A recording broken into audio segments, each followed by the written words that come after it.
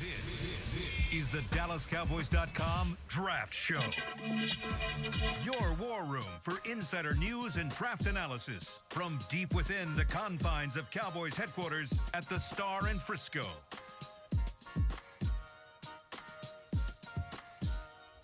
Today is Thursday, March 7th, and we are 49 days away from the NFL Draft in Detroit, Michigan. Under 50 days to go until the futures of the NFL are decided across every 32 of the organizations. Welcome into the Draft Show, presented by Miller Lite. We've got Zach Wolchuk back in action. Congratulations, Daddy Wolchuk. Thanks, buddy. Congratulations to you as well. Bud. How about that? I know. Just down here in the corner, just 4 babies new. Got it done. Well, hey, I guess she found out the triplets came. Yeah. Oh, look, this corner. Now it's my Combined turn. between Nick, Zach, and myself, there are 4 babies. new babies brought to the world. Congratulations, Good job, guys. Nick. Well done. Thanks, buddy. Good job, buddy. Congrats, Zach. I appreciate it, man. It's a blessing. She's amazing. Yeah, unbelievable. Great stuff. And within 48 hours of each other, we were just trying to line it up for draft time.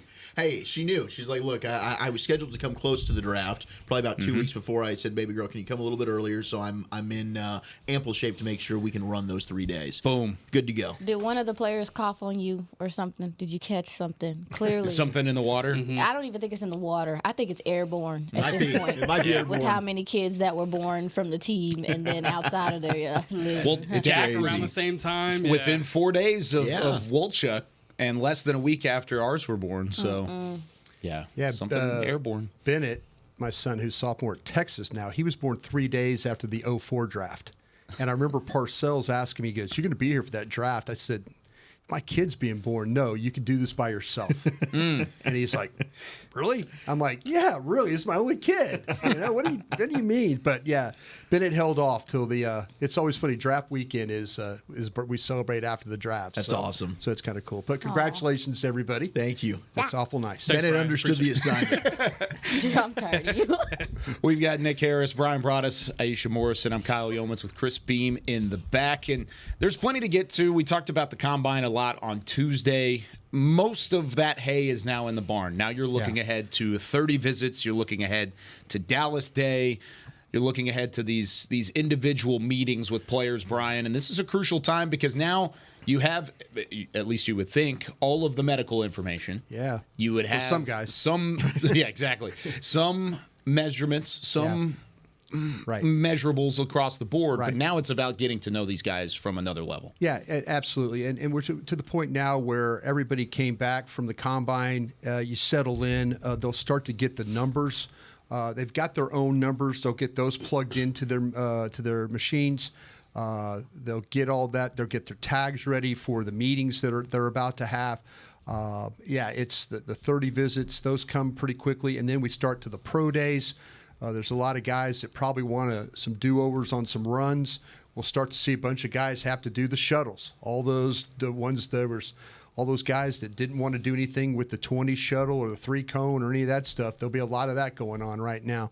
So it's a really, really, really busy time, and like I say, you just got to make sure you get all your information in. You get your information in.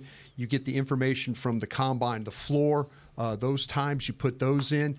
And then it gives you the best opportunity. Like I say, your tags look clean, and then when you start to meet, boom, everything is ready to go. I think for the biggest thing that you could love in scouting is context and data. Mm-hmm. And Combine is huge for that because all of the unknowns that you have going into Combine, you have most of them solved after coming out. So being able to add that context, add that data, it just kind of helps make a better pick at the end of the day. I think over the course of the next month, this is when you really start to see staffs really zone in and hone in on some potential targets, whether that be in the first round or in the 7th round. I mean, there's a big 3-day period there that they're going to make picks, and they're going to be looking at targets for all those days. Well, it's the time too when there's draft meetings, and I mean, you guys would be just fine in these draft meetings because your willingness to fight and argue and agree, and that's what it really comes down to. You know, you go in that room, you close the door, you watch the tape. There's some guys that go up on that board that you've never seen before, and you're thinking like, wait a minute, that guy's way better than the guy I'm about to present. Yeah, you know, so you got to kind of have an idea, but.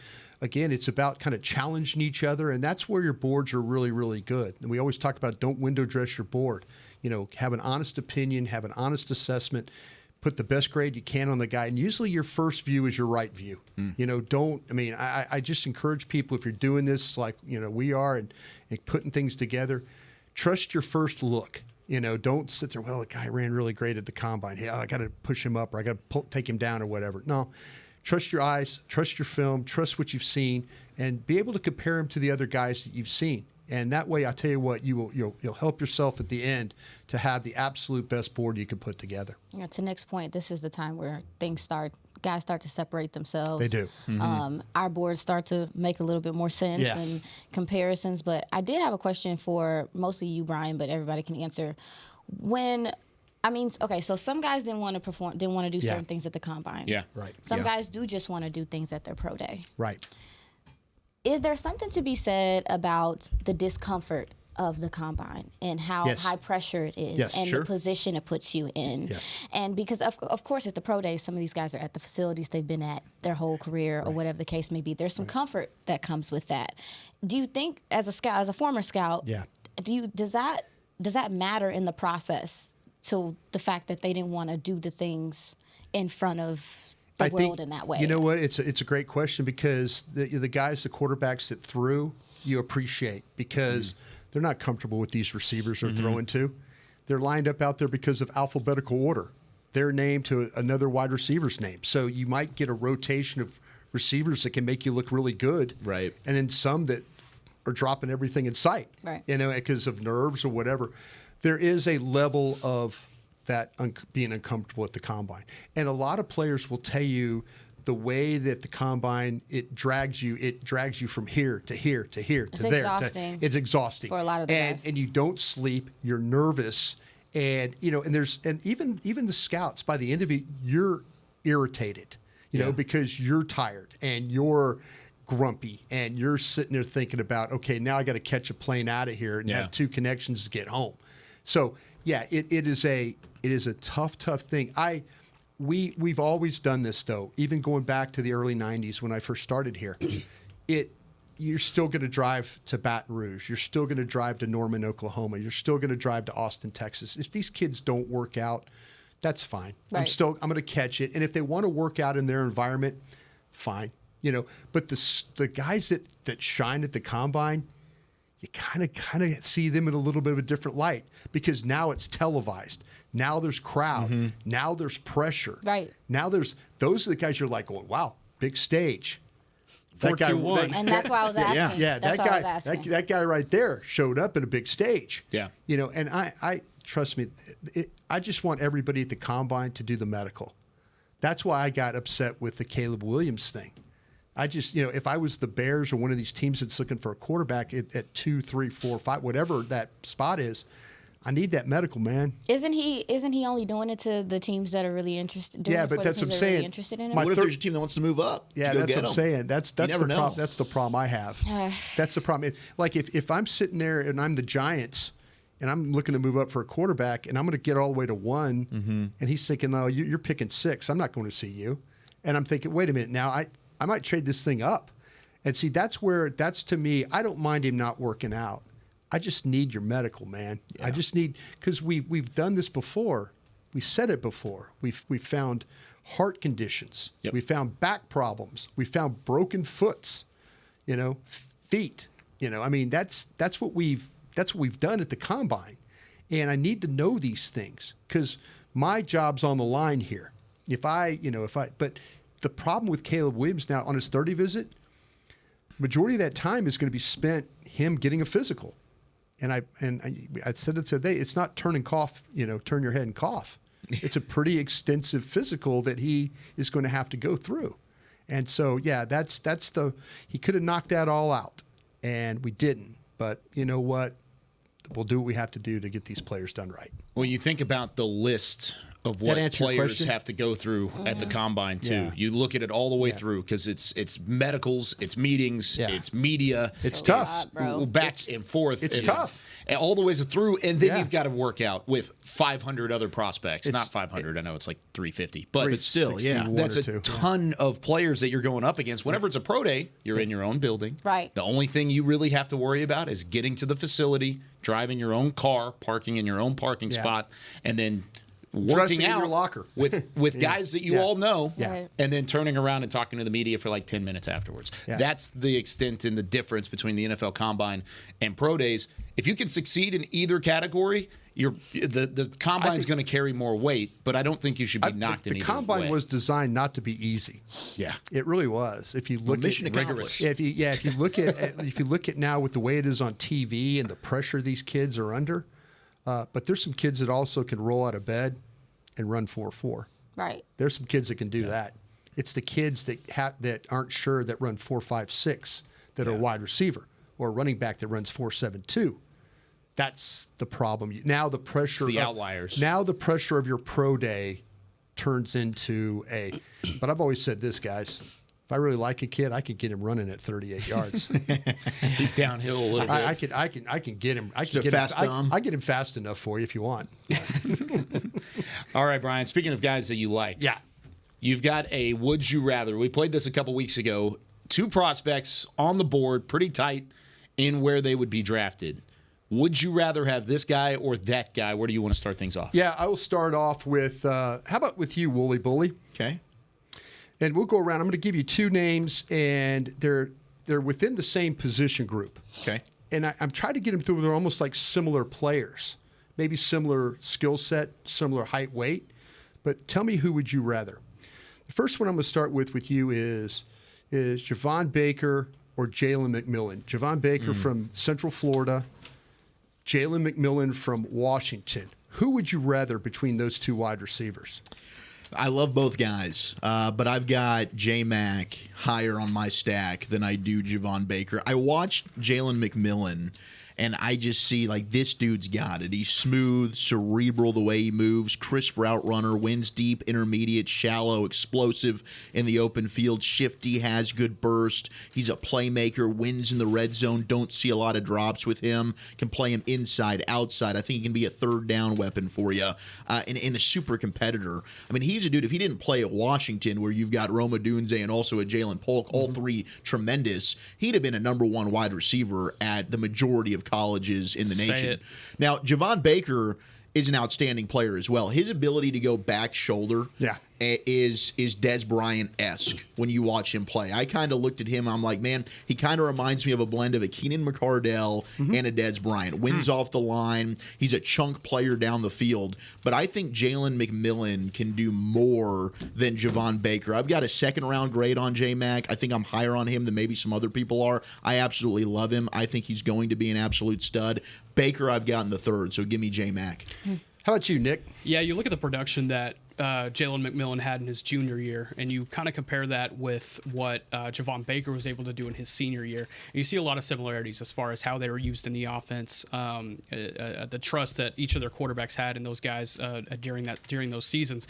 The thing that separates Jalen McMillan for me as well is the experience playing with all of those guys. That's an NFL offense. And I think that's going to be something very unique that Michael Penix will take away, that Rome Odunze, Jalen Polk, all those guys, even Dylan Johnson at running back. Yeah. I think that's a unique thing that all these guys will be able to take away from Washington, the fact that all these skill guys, they're going to be playing at the next level. And whenever they get to that NFL level, there's not going to be a whole lot of adjusting that they're going to have to do whenever they look across the line and, wide receiver 4 is as good as you are, Right. So I don't think there's going to be a ton of adjusting that those guys will be able to do. I think these guys are very similar in what they bring to the table. I love what Javon Baker does. I'm glad you mentioned the back shoulder because body control was the thing that stood out for me. Absolutely. That's what I wrote down for him. So, I mean, he's a guy that you can trust in red zone, but also to stretch the field and be a vertical threat.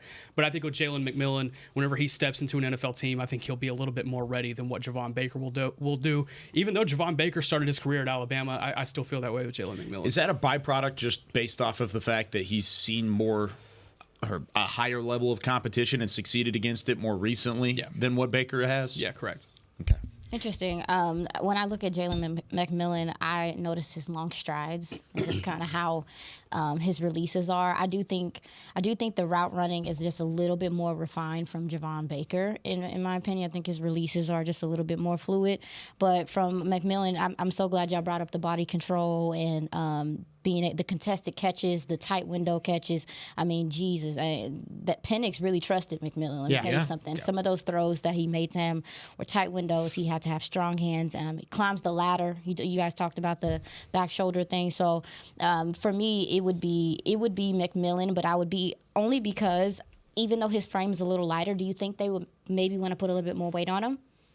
Yeah, probably so, and I think that same could be said for a lot of these guys in this receiver even class. Even Javon too. He Yeah. could definitely use a little bit more size as well. I will say I feel like a McMillan is a little bit more willing as a blocker as well on the outside than Javon Baker is, and I think that stands out when you look at some of the better offenses in the league. They want guys that can block on the outside as well. Yeah, and he was asked to do a lot more of that this past season than he was as a junior. I think it's very interesting how he was used as a junior versus how he was used as a senior, because you see two different sides to McMillan's game, and I think that makes him a little bit more versatile for the next level. Absolutely, and also too. Did he deal with some injuries this past year? Yes, he did. He missed a few games, just kind of in and out. It was right there in that middle stretch where they were playing like USC, Utah, Oregon, like right there in a row, and he was in and out of those games. And that's when more trust started to get involved with Roma Dunze and Jalen Polk. And then by the time he had come back, I mean, still a big part of that offense, but you got a wide receiver 1 and a wide receiver 1A that are he could be that wide receiver 1B. Penix's numbers went down without him in there. Yeah, absolutely. And to me, that's also something you look at and say, hey, you got two other stud receivers. Without Jalen McMillan, that offense didn't run as well. If you don't trust Jalen McMillan, viewers, I mean, feel free. You have your own opinion. Go watch it. Go watch that junior season, whenever he was the featured Yeah, that's guy. what I was about to say. Yeah. If you were worried about, especially since he did have some injuries in that key time that you mentioned, Nick, I went and watched 2022. Of him. I watched quite a bit from him there, and I was like, oh, okay, that's what I'm looking for there. Okay, cool. So, yeah, I would go with McMillan as well, but I do think Javon Baker is going to be a good player for wherever he goes. The only reason I would go McMillan over Javon Baker is the fact that the calling card for Baker out of UCF was his straight line speed. Yeah. It was what he could do in a straight line, his vertical ability to separate at the second level. And then he comes up and he runs the 4.54. I mean, it's one of those things, like you said, Brian, you trust your first look. Mm-hmm. He's got it on tape. The speed is there. The separation is there. But then he comes out and he runs and he doesn't perform at the combine. Do you knock him enough for that? I'm not going to knock him a ton. But in terms of what Polk is and a trustworthy prospect, I think I'm going with Polk over McMillan. Or, excuse me, McMillan over Polk. Baker. Sorry, I'm looking ahead. You know what? I look at Baker. Looking at the other Washington receivers. You know, when I look at Baker, I see Jalen Tolbert out of South Alabama when he came out. I see. That's what he looks like to me. Yeah, I can see exactly what you think you're he's saying better there. or contorting right catches, maybe not the speediest guy, bigger body guy, kind of going up and getting the ball. Yeah, that's I kind of feel like that's he reminded me of the way Jalen Tolbert played a little bit at South Alabama. Does that scare you? Running releases? No, it doesn't. I mean, because Jalen Tolbert in college was damn good. Yeah, he was. He's a strong-handed guy. I mean, the production was there with Baker. I mean, you look at the receivers in the Big 12. He led the Big 12 in receiving yards. Yeah. And these scouts like production. Yeah. So. All right, how about this next one? And Nick, we'll go with you on this one. Okay. This is another receiver combination. Ricky Pearsall or Roman Wilson? Yeah, Ricky Pearsall, Florida, Roman Wilson, Michigan. This one's fun because I actually, we were talking about on Tuesday, guys, I had to go back and watch. And one of those guys this week has been Ricky Pearsall. And man, he's so much fun. I mean, he can be a threat from sideline to sideline, in between the hashes, on the boundary, line him up anywhere. He can make things happen. But the same could be said for Roman Wilson. And I think when I was able to compare those two guys side by side at the Senior Bowl, Roman Wilson was who stood out to me more at that point, from a change of direction, from a fluid movement ability, being able to separate at the top of his routes. But when you look at Pearsall, there's a little bit more body control whenever the ball's in the air. There's a little bit more a fight and a little bit more aggression and physicality. He's bigger, too. He's bigger. Yeah, and that's a byproduct of that. But I thought Roman Wilson was a tiny guy, and then they measured him, and he wasn't a tiny guy. Yeah. No, he's got these thighs that are like... No, he's not tiny. He's got these thighs that are like a running back. He's thick. Yeah. But for me... bowl oatmeal guy. Nice. For me, it's really close, but I give the edge to Wilson just because of that separation ability. I'm always going to take separation over physicality. For me, that's at the receiver position, that's what I would rather have. I mean, you look at some of the top receivers that are in the league right now, and who is consistent. Tyreek Hill, separation guy, and he's consistent. You look at a guy like DK Metcalf, physicality guy, probably not as consistent. And I see a lot more consistency in the NFL right now with separation guys rather than physicality guys. As a result, I'll give the edge to Roman Wilson. But I think Pearsall is being undervalued. I think he is in this draft right Wooly now. Bully, what do you got? Man, this was a tough one for me. We actually talked about this a couple weeks ago, and I went Lad McConkey over Roman Wilson. I'm going to go Roman Wilson here slightly over Ricky Pearsall. And the reason is it's the blocking. And Aisha just brought that up a second ago. Roman Wilson is an outstanding blocker. And to me, that sets him apart in this. Now, both of these guys can get open. You see the separation. I think Pearsall might have some of the better deep speed. He has one of the best catches I think you'll ever see. I think it was against Charlotte. Yeah. He goes up there one-handed, just plucks this thing out of the sky. The highlight of the year. Yeah, I think both are pretty solid route runners, but Roman Wilson's a track and field guy, but the blocking to me, his return ability, he's physical. I think he's got a little bit more physicality in his game, adjusts well. I saw some third down production from Roman Wilson I like. I think both of these guys are good players. I like the way that Pearsall can adjust, tracks the ball in the air. Both have really good, strong, natural hands, but I'm going to go Wilson just a smidgen ahead of Ricky Pearsall here. I'm glad you brought that up because whenever it comes to Roman Wilson, he is the smaller prospect, but he's the more physical of the two, which is really interesting to me. They're both very good in the finesse game, but whenever I look at Roman Wilson, I see Marvin Mims from last year. That's what I see is a player who has some physicality to him, a little bit of beef. He's not a big receiver, but he's wide, and he can go make the contested catch, whereas Ricky Pearsall, I'm not saying they compare on the same talent level, but he's Jackson Smith and Jigba. Well, I think Wilson's couple got a guys little that bit are more, finesse. Like the catch radius might be a little bit better for Wilson. It is Pearsall. Yeah, and Pearsall has better body control. Yeah. And better ability to go up against a defender. Sure. It's apples and oranges. It's flavors of ice cream. Yeah. But for me, I think I would take Roman Wilson with an edge. I put a mid-second on Roman Wilson, and Pearsall's like a late second. So they're right there with me. Interesting. What do you got, Aisha? It's like apples and green apples. Apples and green apples. Apples and green apples. It's weird to True, me it's not because- oranges, right? Oh, my bad. Yeah. No, you're good. My Nah. bad. I got off track Nah, here. it's okay. No, interesting because I really felt like that Roman Wilson, because of the physicality aspect of it, I felt like he could get jammed at the line sometimes. I felt like he couldn't get off a press consistently as what I felt like Ricky did. So to me, that might be the only thing. And also, too, the return ability does make Roman Wilson a little bit more appealing from that aspect. I don't know if that's something that Ricky did, Nick. Is that something that he's done before? I couldn't speak to that. Well, tater tots. Well, I don't think so, we're gonna but go he does with, have the speed, I feel like, maybe. Yeah, Pearsall was a kick returner. Okay, that's Yeah. good to know. Yeah. But as far as the like I said, it's just interesting to me because we did talk about the route running, and I personally think that Ricky is one of the best route runners in this draft as just a pure feel, understanding how to get guys to open up their hips, things like that. But I did feel like Roman at times, if he didn't win the first step and if he didn't win the physical part of the bump and run, could, be taken off his spot a bit. And with Ricky, I just think he's just a little bit more elusive and just a little bit more fluid. You mentioned the body control. I think that there's a little bit more there. So for me, I think I might go Ricky. Yeah, I went like Ricky it. too. I went Ricky too. I think I would go Ricky. Well, you're both wrong. I didn't even talk to him about this, so that's just everything me. everything she said. But- I was just kind of sitting there nodding to myself. You think Ricky gets off the line better, too? Is that the big thing for you? Man, I tell you what, this guy, he's got quickness. I think he's got speed. I think he makes really sharp cuts. I think he gets the defender off balance. I think the circus catches we talked about. There's few receivers in this draft, I think, that have the skill that this guy has catching the football. They're both these fun players to watch very fun. because when you get them the ball, generally good things happen.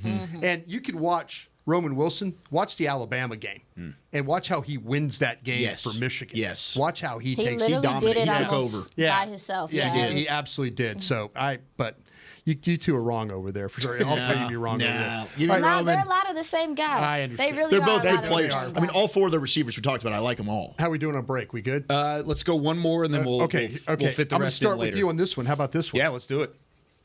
Okay, Ray Davis, running back, Kentucky. Blake Corum, Michigan running back. See, it's funny because all of these, top to bottom, I think this is the easiest one out of all of them. I'm Really? taking Blake Corum from Michigan every day of the week. And here's why. Ray Davis is a good runner. He runs through arm tackles. He's a reliable target in the passing game. You're going to have him hold on to the football. He had just one fumble in his 2023 season. I like the way he runs the rock. He is a reliable ball carrier. but he's not a playmaker like Blake Corum. Corum is slippery whenever he gets to the second level. He gets to the second level with ease. He's got great vision. His innate ability and balance, his low center of gravity at 5'11", the way he can spin out of tackles and then still have that power running ability that Ray Davis has, because he can go right through some arm tackles just like Davis can. And he was the playmaker on that Michigan team, especially when they needed it. You talked about the Alabama game. Mm-hmm. He had the best run of the year against that Alabama defense, barreling through multiple levels of defenders and then finding the end zone, getting to the pylon inside the Rose Bowl to send them to the national championship game. I think he is the number maybe 2, 3 running back in the class, and I have Ray Davis more like Talk that 6 talk, or AY. 7 down there. I really liked Ray Davis. Yeah. He's a reliable ball carrier, and he's going to be a great number 2. Blake Corum's going to be a number 1 in an NFL offense. Wow. Yeah, I'm with you. Ditto, completely. I've compared Blake Corum on here to Kyron Williams, and I think there's a very similar skill set there as far as what he can do as being, even though he's 5'8", being a downhill runner, and he's got ability between the tackles. Does Ray Davis bring those same type of abilities? Absolutely. Is he probably just as physical? Absolutely. But you talk about the playmaking element and being able to be consistent in those short yardage situations, the receiving element. I'd say Corum here. It's not by much though. Ray Davis is flying up my board. He is, but I'm taking Corum. Go for it, Wooly. Ray Davis. Oh, really? Ray Davis is one of my pet cats. I love this kid. If you watch Ray Davis against Florida, it's one of the most dominant games that you will see from a running back. He just destroyed the Florida Gators, and it's not only on the ground. Tell him about it, Wooly. It's in the passing game as well, and this dude will go down the field and run some routes as a wide receiver.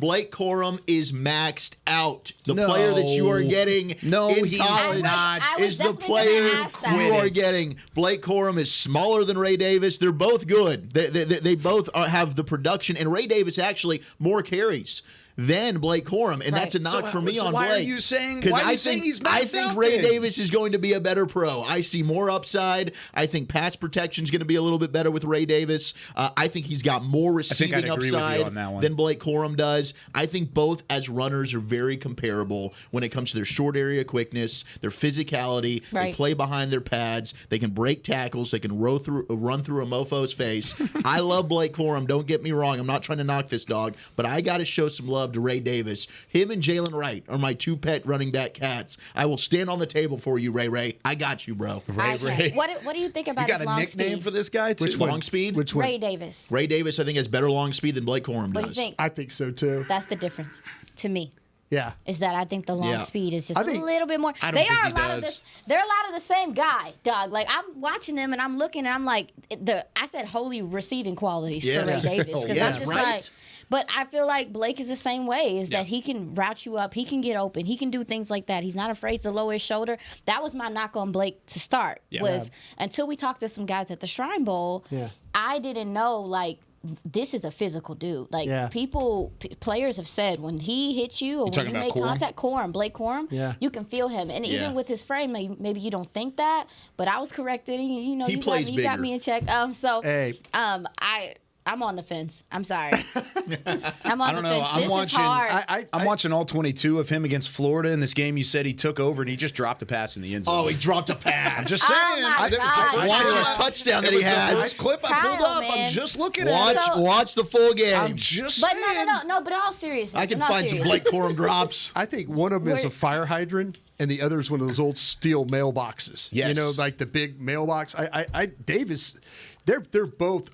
I got this because they're both the same height, basically. Right. They're both the same. I tell you what, though, the thing that just it's the speed. It's the finish. It's the you see Corum get caught. Yeah. Right.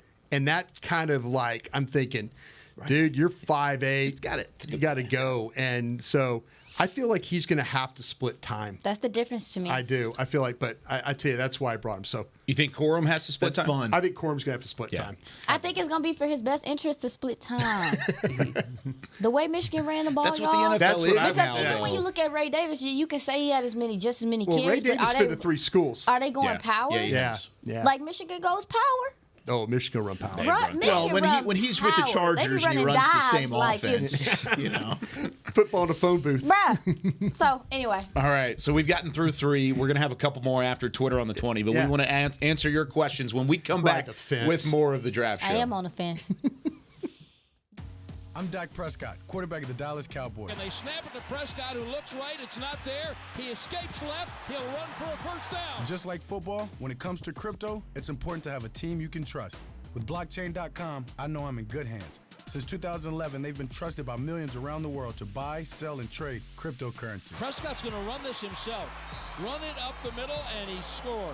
Whether you're new to crypto or an active trader, they've got you covered.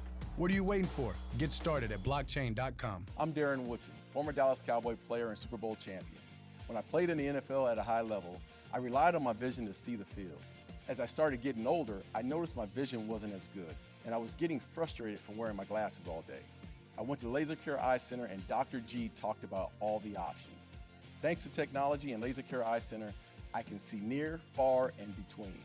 Don't fumble your vision any longer. Visit them at dfweyes.com and tell them Darren sent you. They got me back on my game. In a stressful world, Lincoln provides balance and calm amidst the chaos by creating sanctuaries that move you through the world with ease. Our vehicles make your time richer and more uplifting with human-centric design, intelligent technology, and powerful performance. As the official luxury vehicle of the Dallas Cowboys, driving a Lincoln is just another way to show your team pride. Experience our full lineup of luxury vehicles, including the Corsair, Aviator, Navigator, and Nautilus at Lincoln.com. Hi, I'm Danny McCray, Dallas Cowboys alumni player here with Smoothie King. And Smoothie King wants to ask you, what's that sound?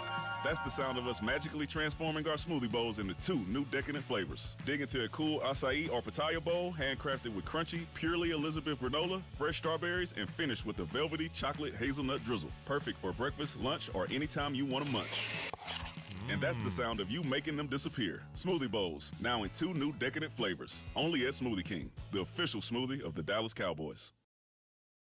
This is the DallasCowboys.com Draft Show. Back here on the Draft Show, presented by Miller Lite, a taste you can depend on. Brian Broaddus, Aisha Morrison, Nick Harris, Zach Wolchuk. I'm Kyle Yeomans. Chris Beam is in the back about to press a great button because it's time for some Twitter on the 20. Twitter on the 20. What? Crisp as always. Me All right. ad-libs? What was that? Nothing. I've been doing the ad lib all year. Really? Yeah, one of y'all were going to notice at some point. But go ahead. Kyler Cross asked the question, which positions of need are you comfortable going into the season young at via the draft? Not addressing it at all during free agency, but where do you feel like which ones they're going to go young at, which ones they go old at whenever they go into the season, Brian? Kind of feel like that they're either going to play with a new center or play with a new left tackle. So those might be, positions that even if they don't draft a tackle and maybe they like Awesome Richards, maybe that's the start that they want to go with. That's still a young guy right there. So, yeah, comfortable. Yeah, comfortable when they plug and play guys. These offensive linemen, we say it a bunch, they have a really good history with this. So I'm totally okay with the center, and I'm be totally okay with the left tackle, whoever they draft. Can you ask the question again?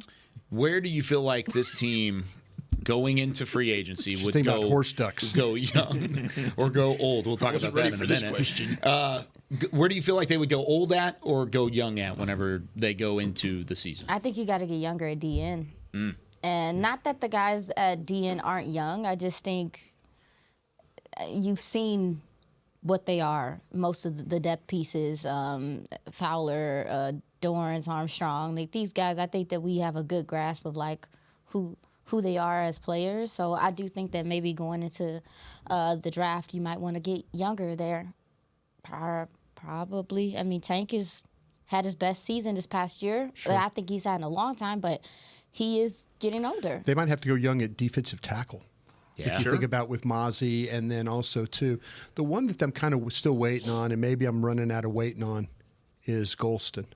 Chauncey. Oh, no, yeah. Move him to DN, please. He was better. Let him be the DN I feel he bad is. for him. I feel bad for him because I feel like he's a good player that they're trying to kind of figure out where he needs to play, and it's probably screwing him up. Yeah, it's frustrating because you've seen good flashes from Chauncey Golston. Yeah. Like, he definitely has potential to be a good player. What you got? I think just to be different on this, because I agree with you on tackle and center, I'll go running back. Yeah. I think that that running back room is going to be very, very young, and I think that's a room that's okay. I think you've seen that be successful in the NFL, where these kids can come in and be productive immediately. Yeah, I running back was my answer. Also linebacker as well. Yeah. Honestly, I feel like every position of need that you about look to at say, on the team dang, right now, we done named every position. it's going to be young.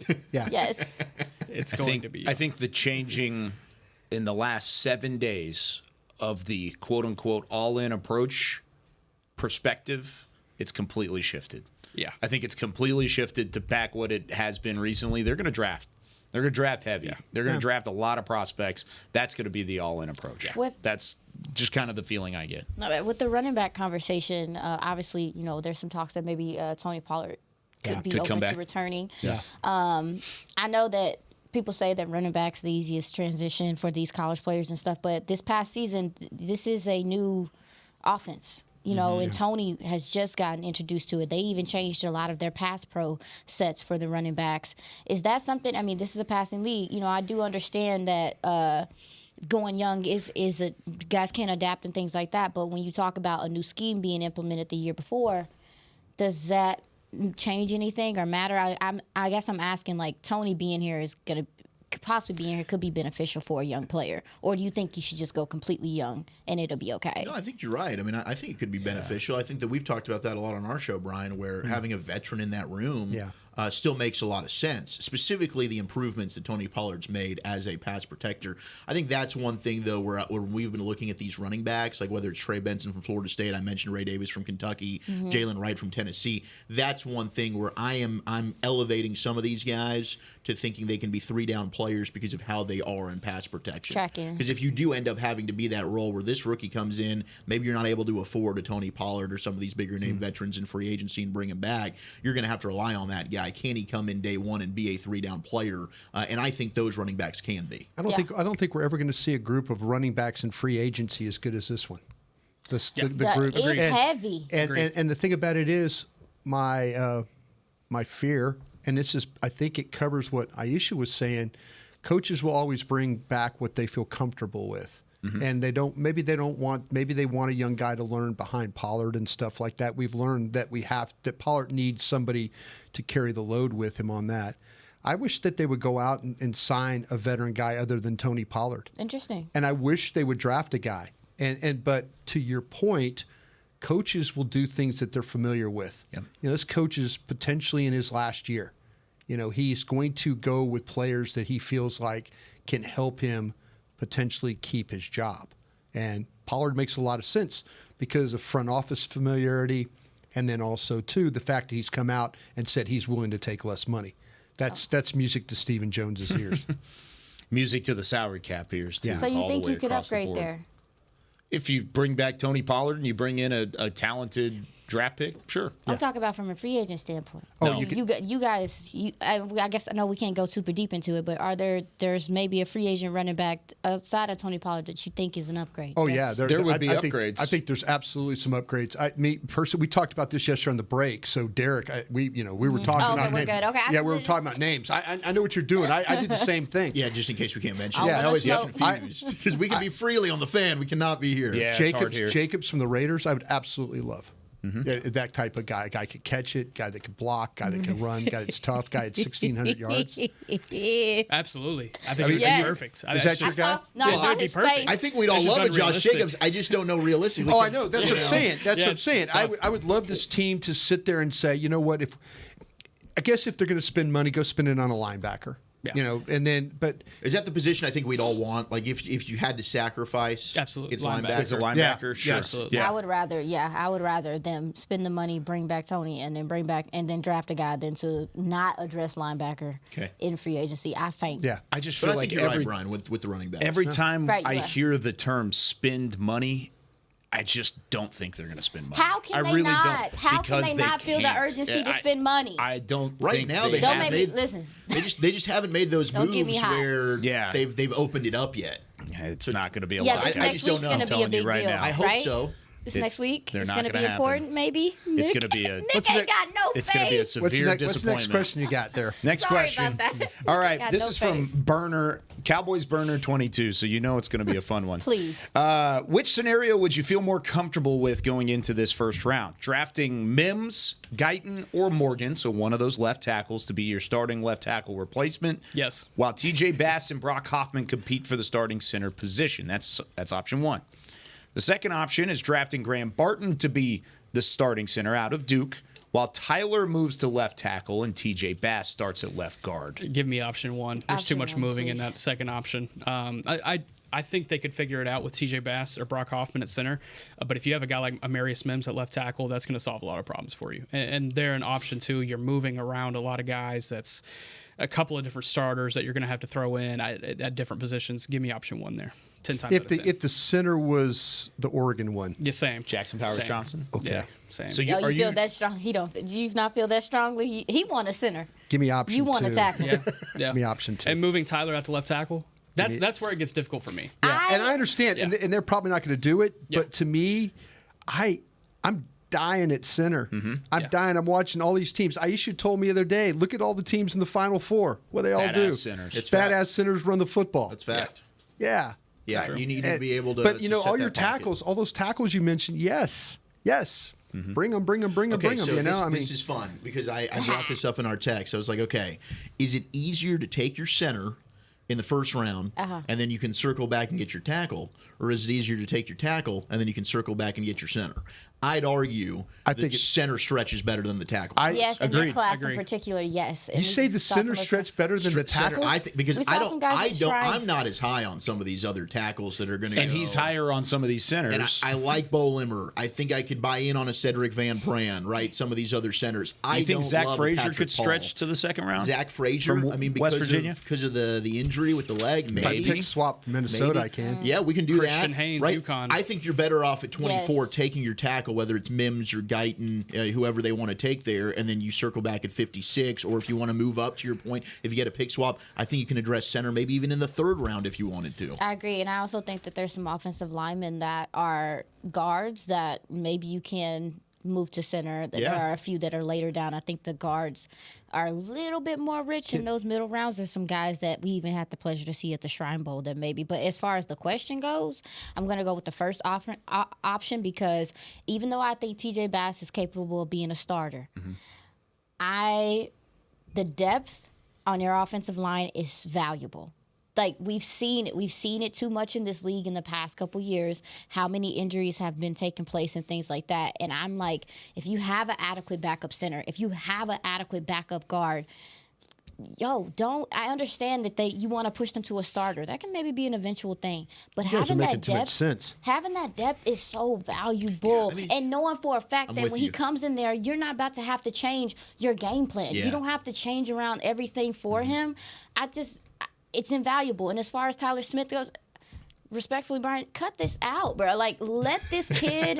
Let him know where he's going to be. I think that his versatility is valuable, and it's something that we love. But at some point in time, we got to ask ourselves if we are hurting this kid's development, just swipping him back and forth like he a ping pong ball. But they don't move him back and forth. They don't, but it's always a conversation, and But it won't be anymore player. if you move him back to left tackle. That's the end of that conversation for the rest of his career. They He sold- is your they left sold tackle us- of they the sold future. us But that- the conversation wins.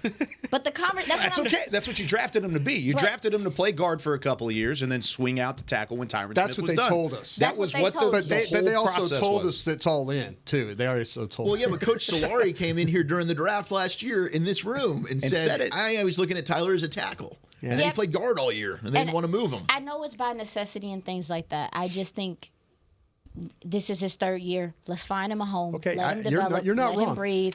I think too. I'm over it. All valuable points. I'm over it. A little bit of that plays into me choosing option one here Right. as well. A big thing is I have a lot of trust in TJ Bass and Brock Hoffman. I do too. I think those have guys. more than what- I think those guys can be Been starters. hanging out with I scouts think again, they haven't could you? too. But I'm torn. But that goes to your point, I'm Brian. We're like the easy fix is Tyler and then TJ Bass, and then you draft your center. Prime I 47 think hangout. TJ Bass is a starter. I think he I can agree be a with you. starter. Yeah, I agree but with you. TJ Bass can holy start. crap, Zach Martin's getting long in the tooth. Yeah. Yo, having him be able to come in this season, and none of us was like, Jesus Christ, they putting TJ Bass out there? Like, none of us felt like that. Yeah. Nope. It's invaluable. It's Rookie of the year. invaluable. And there are teams that are kicking themselves because they let this kid go undrafted. You said he needed to be drafted. I think he can be a starter. I do. Yeah.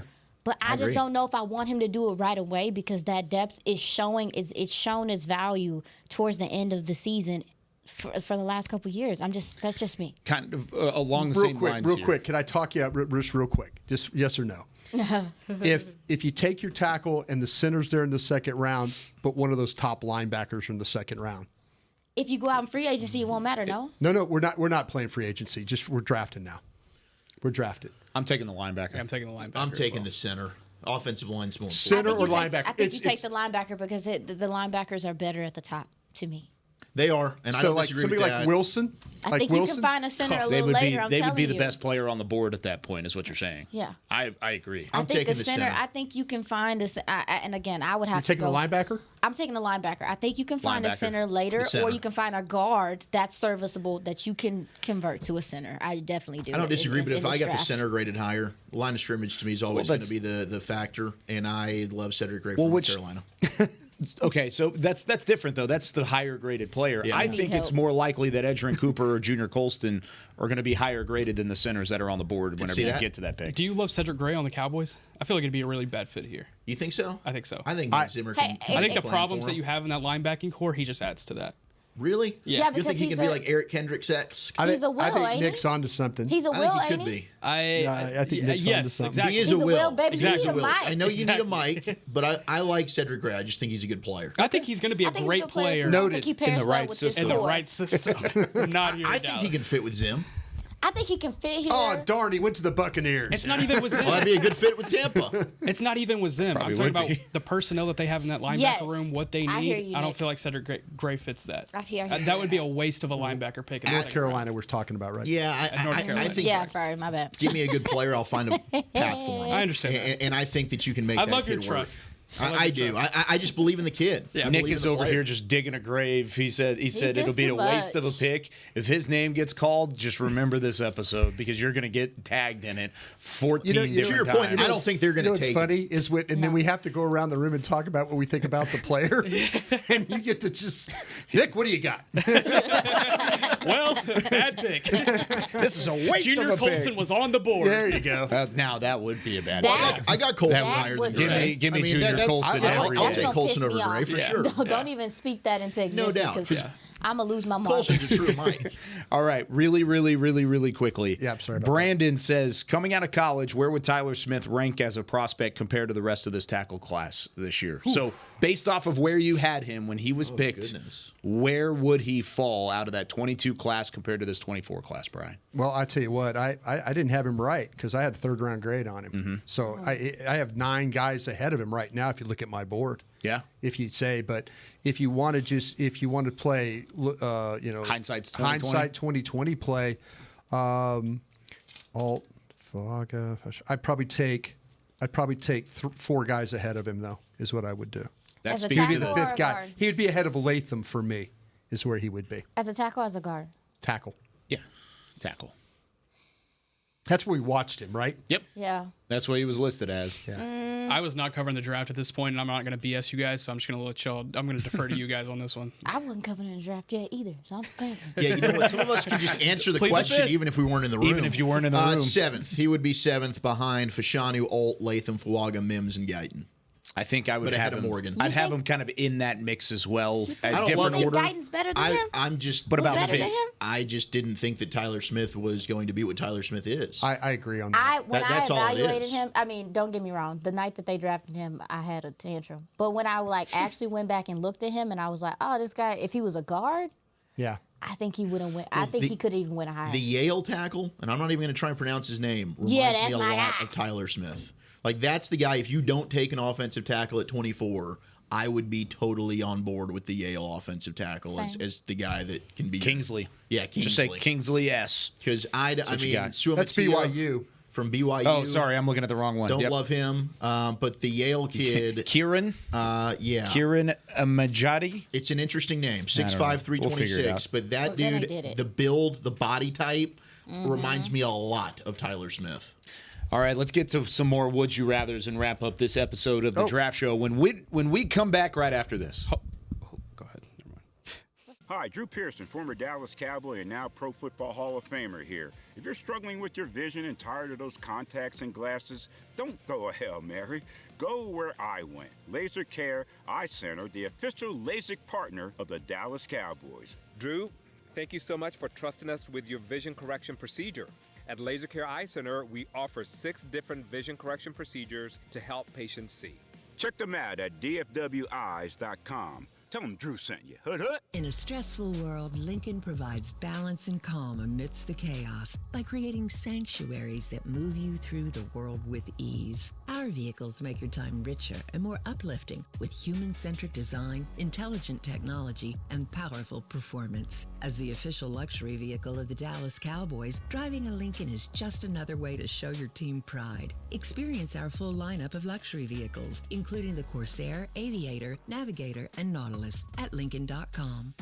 I'm Dak Prescott, quarterback of the Dallas Cowboys. And they snap it to Prescott, who looks right. It's not there. He escapes left. He'll run for a first down. Just like football, when it comes to crypto, it's important to have a team you can trust. With blockchain.com, I know I'm in good hands. Since 2011, they've been trusted by millions around the world to buy, sell, and trade cryptocurrency. Prescott's going to run this himself. Run it up the middle, and he scores. Whether you're new to crypto or an active trader, they've got you covered. What are you waiting for? Get started at blockchain.com. Hi, I'm Danny McCray, Dallas Cowboys alumni player here with Smoothie King. And Smoothie King wants to ask you, what's that sound? That's the sound of us magically transforming our smoothie bowls into 2 new decadent flavors. Dig into a cool acai or pitaya bowl, handcrafted with crunchy, purely Elizabeth granola, fresh strawberries, and finished with a velvety chocolate hazelnut drizzle. Perfect for breakfast, lunch, or anytime you want to munch. And that's the sound of you making them disappear. Smoothie bowls, now in 2 new decadent flavors. Only at Smoothie King, the official smoothie of the Dallas Cowboys. This is the DallasCowboys.com Draft Show. Back here on the Draft Show presented by Miller Lite. Taste you can depend on. This segment is brought to you by your Texas Ford dealers. Ford is the best in Texas. We got one more Would You Rather, Brian. Let's get after it. Yeah, would you guys want an edge, a corner, or a guard? I think we talked a lot of guard. Where are we picking this pick? Or is it just in general? Just in general. Just an edge, corner, guard? Edge, corner, guard. I'd say edge. That's a sneaky need, in my opinion. I think corner is too. But Yeah, so is I'm good corner. either Yeah, of those it's fair. spots. Either I think one we of should go those two. defense, though. I agree. Edge? With I'm edge. taking corner. Chef's choice. What are you cooking you. Corner. on? We're Cooking. Cooking. Edge. All right. Edge. Muhammad Kamara, Colorado State, Momo. or Marshall Nealon. This is from where's he? Western Michigan. Eastern Michigan. Western. Right? Western Michigan. Right. Western Michigan. Nealand. I had fun watching him last night, bro. I know. you Aisha, did. you know want you to? This can't is. sing. I think Nealon is your guy, right? Nah, not necessarily. I just watched him last night. Okay. Well, do you want to lead us off on Oh yeah, sure. Kamara or Nealon? Either or. Ooh. Oh my goodness. Who would you rather? Yeah. I think this one's easy for me. This is an easy one for me. I mean, It's I'm not Nealon. high on Nealon. I mean, because You're not high on Nealon? He I- doesn't I- like him. You know what it is? It's not that I don't like the player. Dane's top 100. I think he's got him way too high. He's small. Mo Kamara is a dude that, like, you see him take over a game, especially against Colorado. Like, all you got to do is watch the Colorado game. Yeah. He's an absolute stud. The production throughout his career is there. The hands, to me, is what really separates these two. Really? Mo Kamara, yeah, he plays with Marshawn's- violent hands. He's a tad bit more violent, but Marshawn's hands are Nealon's violent. got the quickness off the ball. That's what it is. And Nealon does have the hand fakes. He can set up linemen with his rush. He can get the bull rush. He can push a tackle back into the lap of the quarterback, plays across the line. They move him around a lot. But he just doesn't always set the edge for me. Yep. And maybe it's because of his size. There was a lot of hype around Nealon. Maybe my expectations were just too high.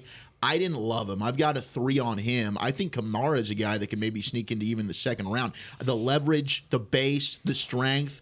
I think Mo Kamara is an absolute stud. I love that dude. I mean, I think obviously because of the size, the change of direction is better with Marshawn Nealon. Like, and they both have really high motors, and course you put these two together, Brian. You play too much.